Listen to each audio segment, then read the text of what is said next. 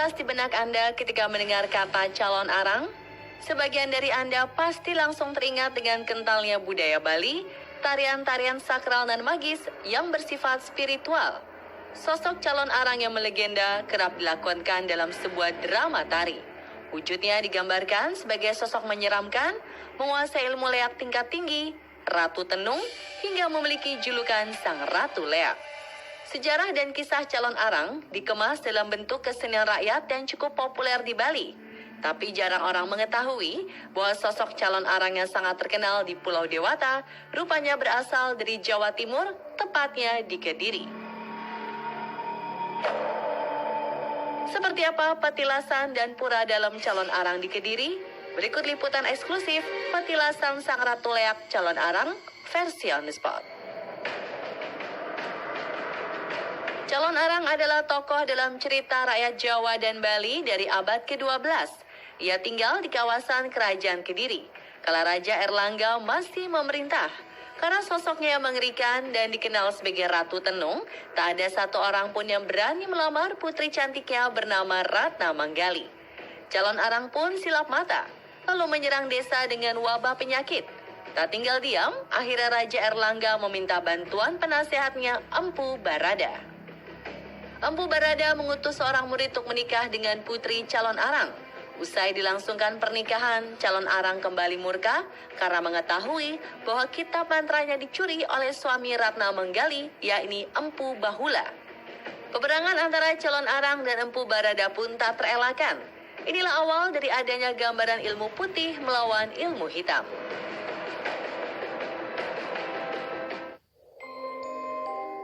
Di kota Kediri, Jawa Timur, rupanya menyimpan sejarik sejarah sosok calon arang yang melegenda, yakni petilasan rumah sang Ratu Leak.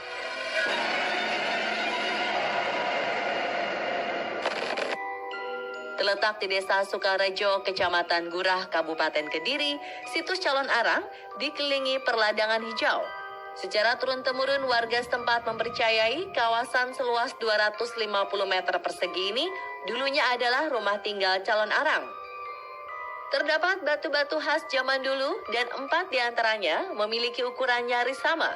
Batu ini diduga merupakan sebuah umpak atau alas pilar bangunan kala itu. Situs calon arang ini sesungguhnya ini adalah juga pamuksan daripada Mbok Rondonggira yang namanya itu dalam manuskrip itu Calwanarang. Karena perubahan daripada huruf kata-kata itu mudah disebut calon arang. Rumahnya di sini ya, ini betul rumahnya. Ini bukti-buktinya yang paling umpak itu tadi. Umpak itu adalah penyangga tiang tengah, tiang pokok. Kalau tiang sampingnya kan kecil-kecil, yang tiang itu kan rumahnya itu joglo, limas begitu ya. Eksistensi situs calon arang pun cukup terkenal. Menurut pengakuan Mbah Jani, di waktu-waktu tertentu, beberapa orang dari berbagai daerah mendatangi situs calon arang untuk melakukan ziarah, khususnya masyarakat Bali. Wah, kerap kali bukan 2 bis, 3 bis juga ada kadang-kadang. Selain orang-orang Bali gitu ada orang Miatang lain nggak sih Pak? Nah, biasanya ritualan di situ juga ada bedanda atau pemangku. Ini ya ritualan begitu, kemudian dengan air amerta atau ya air suci itu tadi biu-biui supaya orang-orang itu ya hatinya, ya badannya supaya berbuat suci begitu. Berbicara mengenai sosok calon arang memang tak lepas dari nuansa magis. Kepala desa kala itu melihat langsung salah seorang pengunjung tiba-tiba saja kerasukan melalui bahasa Bali yang menyampaikan sebuah pesan. Di dalam kesurupan itu mereka berbicara dari bahasa Bali. Kami nggak tahu tapi setelah sadar kita tanya artinya apa itu gitu. Terus mereka bilang bahwa saya menangis di sini, kenapa anak cucu saya kok nggak memperhatikan saya gitu. Ya kalau memang diurus ini akan makmur rakyat sekitar sini. Kalau tidak ya akan ada bencana dan lain sebagainya. Seorang warga Bali bernama Jero Wayan Suranta terketuk hatinya usai mengalami pengalaman spiritual. Dirinya ingin mengisahkan siapa sosok calon arang yang sebenarnya.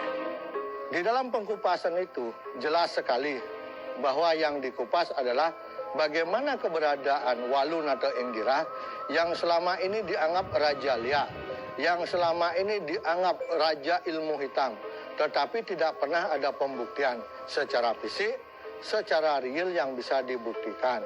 Padahal sesungguhnya lakon calon arang ini adalah merupakan benteng keramat. Sebuah lakon yang tidak bisa benar-benar diremehkan. Ini sangat sakral sekali. Dan ini bisa dibuktikan. Salah satunya di wilayah Ubud. Dalam proses setahun bisa 4-5 kali terjadi pertunjukan calon arang.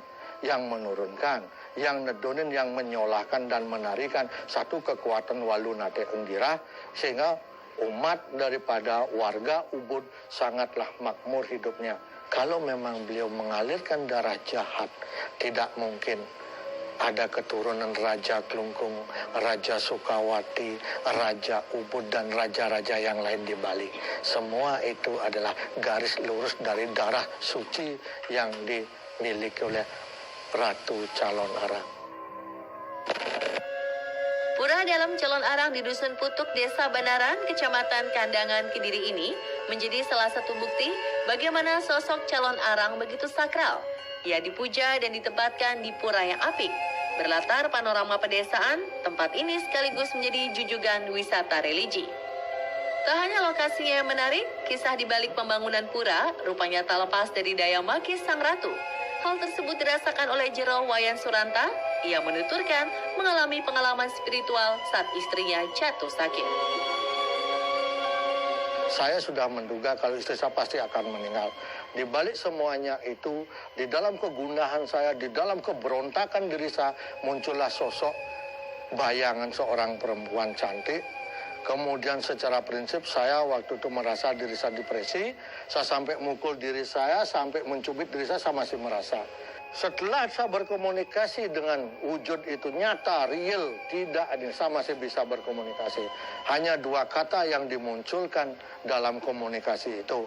Pingin sembuh, hanya kata-kata itu yang dimunculkan dengan tata muka betul-betul mengejek saya. Saya belum percaya, begitu wujud sosok itu hilang, istri saya sembuh dan keluar dari ruang ICU. Hanya dengan ia saja bisa memberikan kesembuhan yang luar biasa. Dari situlah saya berawal mencari apa sesungguhnya yang dimaksud oleh beliau yang hadir di depan saya. Ternyata saya mencoba didatangi dalam mimpi, diperintah dalam mimpi. Akhirnya saya mengetahui bahwa saya diperintah untuk menjemput beliau di situs Calon Arang.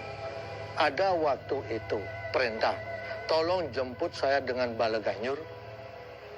Nah, sementara ini di Jawa, di mana saya ketemu dengan Baleganyur, maka ketemulah saya dengan umat yang sebesar ini.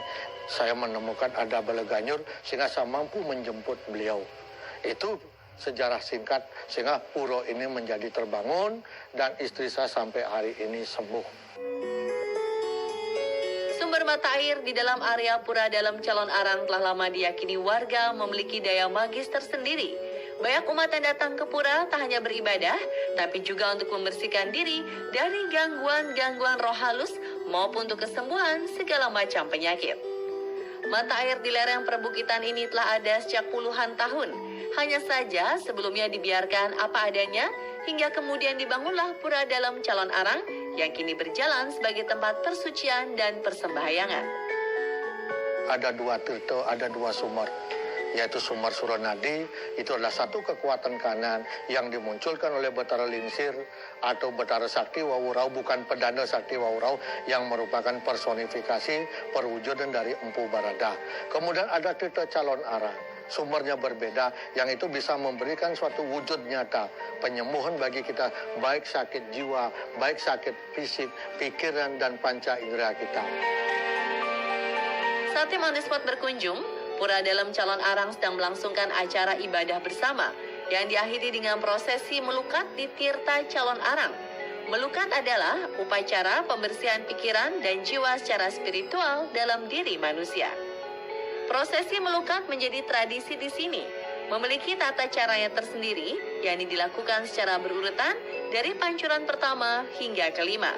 Di setiap pancuran kita harus mencuci tangan 3 kali, membasuh wajah 3 kali, meminum air 3 kali, lalu membasuh kepala atau seluruh tubuh. Adapun kepercayaan saat melakukan prosesi di tirta calon arang, jika para umat yang melukat meminta permohonan dari satu pancuran ke pancuran lainnya, konon permintaan akan terkabul.